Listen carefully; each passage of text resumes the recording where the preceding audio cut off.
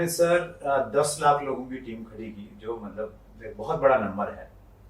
और टीम खड़ी करने के लिए लोगों को प्लान दिखाना पड़ता है और लोग जुड़ेंगे तभी टीम खड़ी होगी। तो सही तरीका क्या है? ऐसे कैसे प्लान दिखाएं कि बंदा लाइन में लग के ज्वाइन होने के लिए तैयार हो जाए? देखिए, प्लान दिखाने का सर एक जो रियल सिस्टमेटिक तरीका होता है ना, अगर उसको फॉलो किया जाए तो रियल में लाइन लगती है।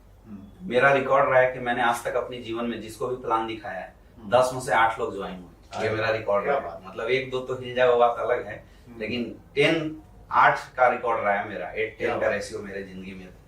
क्योंकि प्लान दिखाना सर एक बिल्कुल कला है। प्लान में आप क्या बोलते हैं ये मायने नहीं रखता है, आप कैसे बोलते हैं ये मायने रखता है।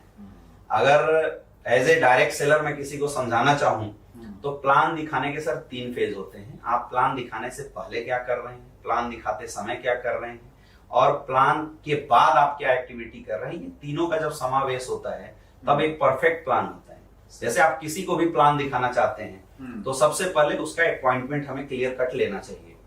सबसे पहले हमने अपॉइंटमेंट लिया और टाइम से हम उसके पास पहुंचते हैं। कई लोग क्या रोड पे खड़े होकर प्लान बताने लगते हैं कि हमारा 70 करोड़ है, ये 5 करोड़ है। यही चीजें तो डायरेक्ट सेलिंग को खराब कर रही है, लोगों की नजर में बेकार कर रही है। सर, आप करोड़ों की अपॉर्चुनिटी बिना एकांत में बैठ के डिस्कशन किए नहीं समझाना चाहिए किसी को भी। तीसरा सबसे इंपॉर्टेंट है, जब भी आप प्लान बताने के लिए किसी को जाएं तो आपका ड्रेस कोड बिल्कुल परफेक्ट होना चाहिए। जितना अच्छा से अच्छा ड्रेस कोड अगर आप यूज करके जाते हैं, क्योंकि आप किसी को एक विजन देने के लिए जा रहे हैं, एक अपॉर्चुनिटी देने के लिए जा रहे हैं, तो you should look like opportunity giver. हाँ, आपको वैसा दिखना चाहिए, तभी लोग आपके ऊपर ट्रस्ट करेंगे। ये होती है कुछ चीजें जो हमें प्लान से पहले करना होता है। अब जब आप किसी को अपना प्लान देने के लिए जाएं, तो चाहे किसी भी कंपनी का प्लान हो, प्लान करते समय 3 पार्ट होती है। सबसे पहला होता है कंपनी का प्रोफाइल, जो आपको डिटेल में बताने की जरूरत है। दूसरा, किसी भी इंसान की जिंदगी में एक हुक पॉइंट होता है, जो अपने जीवन में क्या चाहता है। अब सर, आज आपको शूज चाहिए, लेकिन मैं अगर आपको कपड़े बेचने की कोशिश कर रहा हूं तो आप नहीं लेंगे। लोग गलती यही करते हैं कि जाते हैं, आंख बंद करके फटाफट फोल्डर खोल के बताना शुरू कर देते हैं। आपको प्राइमरी मोटिवेशनल फैक्टर जानना पड़ेगा उस इंसान का कि क्या है, वो आपसे क्या चाहिए होता है। क्योंकि नेटवर्क मार्केटिंग इंडस्ट्री के प्लान में सिर्फ प्रोडक्ट नहीं है, बहुत सारी चीजें हैं। किसी को अपॉर्चुनिटी चाहिए, किसी को यहाँ से मिलने वाले मान सम्मान चाहिए, किसी को जीने का एक मकसद चाहिए जो इंडस्ट्री देता है। तो अलग अलग चीजें हर लोगों के लिए होनी चाहिए। तो सबसे पहले स्टार्ट करने से पहले, आपको अपना फोल्डर खोलने से पहले आपको ये पता करना पड़ेगा कि सामने वाला इंसान का प्राइमरी मोटिवेशनल फैक्टर क्या है, उस पर बात करना चाहिए। और उसके लिए 5 से 10 मिनट का एक स्लाइड इंट्रोडक्टरी चैप्टर जरूर होना चाहिए कि अगर मैं आपके पास गया तो सबसे पहले बैठ के मैं आपके साथ एक हार्टली कनेक्शन बनाऊं। जब तक ये कनेक्शन नहीं बनेगा तब तक प्लान बताने का कोई फायदा नहीं है। अगर आपको किसी के पास गए और कोई आपसे बोल रहा है कि नहीं जी मेरे पास टाइम नहीं, फटाफट बता दो, तो मैं बोलता हूँ कि ऐसे लोगों से बोलिए कि भाई साहब अगली बार मिलते हैं, दोबारा बात करते हैं हम लोग। ये काम ऐसा नहीं है कि हम आपको 2 मिनट के अंदर समझा दें, ये ज्यादा अच्छा है। लोगों को लगता है कि मेरा गेस्ट बर्बाद हो जाएगा। गेस्ट कोई बर्बाद नहीं होता। अगर आपने गलत तरीके से समझाया तो आपने उसको खराब किया।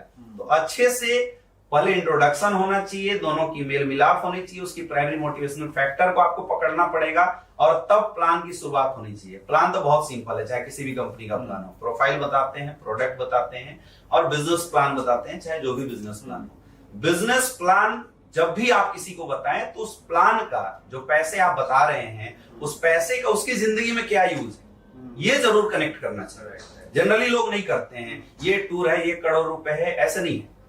वो करोड़ रुपए का उसकी जिंदगी में क्या फायदा है, रियल वो करोड़ों का फायदा है भी या नहीं है। अगर नहीं है, वो किसी और के लिए करना चाहता है, तो उससे कनेक्ट करके प्लान में समझाने की जरूरत है। ये ज्यादा अच्छा होता है। और जब प्लान क्लोज हो जाए तो आपको कैलकुलेशन पे जरूर बात करना चाहिए, क्योंकि आज के डेट में लोग डाटा पे ज्यादा विश्वास करते हैं, कैलकुलेशन पे, ग्रोथ फैक्टर पे ज्यादा विश्वास करते हैं। कैलकुलेशन आपको जरूर बताना चाहिए, कुछ टेस्टिमोनियल जरूर बताना चाहिए। वो इंसान जिस प्राइमरी मोटिवेशन फैक्टर से प्रेरित है, जो उसका मेन फैक्टर है, उससे रिलेटेड कुछ अगर एग्जांपल आपके इंडस्ट्री में है तो वो बताने से they will connect by heart. वो आपके साथ एक दिल से कनेक्ट होते हैं, समझने की कोशिश करते हैं। एंड आफ्टर प्लान तुरंत क्लोजिंग जरूर होना चाहिए। कई लोग प्लान करके क्लोजिंग ही नहीं करते, प्लान करके मुंह देखते हैं अपने गेस्ट का, तो क्या क्लोजिंग गड़बड़ हो जाती है। आपने पूरी मेहनत करी, फसल खड़ी हुई, लेकिन फसल अगर काटेंगे नहीं तो कोई फायदा नहीं है। तो प्लान के लास्ट में क्लोजिंग का होना बहुत ज्यादा जरूरी है। और क्लोजिंग में हमेशा क्रॉस क्वेश्चन पूछे जाते हैं, सर प्लान कैसा लगा, अच्छा या बहुत अच्छा, ऐसे क्रॉस क्वेश्चन होने चाहिए। कैसा लगा नहीं, अच्छा या बहुत अच्छा, ऐसे क्रॉस क्वेश्चन हम लोग किया करते थे। या प्लान में क्या अच्छा लगा आपको? हाँ, क्या अच्छा लगा ऐसे पूछ सकते हैं। तो अगर उसने बोला अच्छा लगा तो सर चलिए बधाई हो, शुरुआत करते हैं। आपको अपना प्रपोजल सामने रखना पड़ेगा, क्योंकि कभी भी कोई ये नहीं बोलेगा कि हाँ जी चलो मेरा शुरू कर दो। आपको प्रपोजल रखना पड़ेगा। आफ्टर दैट अगर तब उसके कुछ डाउट है तो आगे पार्ट होता है जिसको हम ऑब्जेक्शन सॉल्यूशन बोलते हैं। उसके बाद ऑब्जेक्शन सॉल्यूशन करके अपने प्लान को क्लोज करना होता है। ये 3 पार्ट को अगर बारीकी से कोई करेगा तो उसका प्लान सर 100% परफेक्ट है। वंडरफुल, क्या बात है सर, अमेजिंग।